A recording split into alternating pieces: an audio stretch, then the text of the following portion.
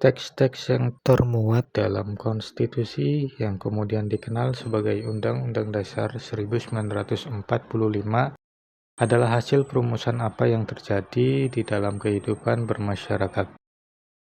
Keberadaan konstitusi dalam negara pada prinsipnya untuk A. Membatasi kekuasaan pemerintah, B. Memberi kekuasaan tak terbatas pada pemerintah, C.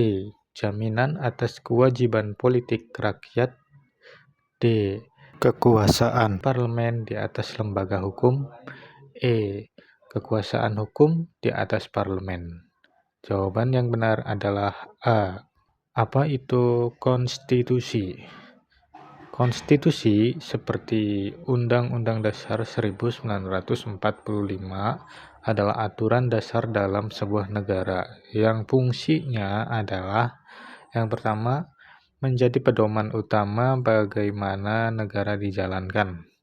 Yang kedua, membatasi kekuasaan pemerintah supaya pemerintah tidak sewenang-wenang atau bertindak melampaui wewenangnya. Alasan jawaban A benar itu karena konstitusi dibuat untuk memastikan pemerintah bekerja sesuai aturan dan tidak menyalahgunakan kekuasaan.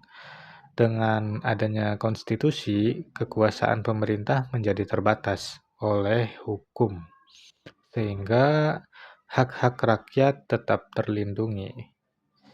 Mari kita lihat pada opsi yang lainnya. Kenapa opsi yang lain itu tidak tepat? Pada opsi B, memberi kekuasaan tak terbatas pada pemerintah.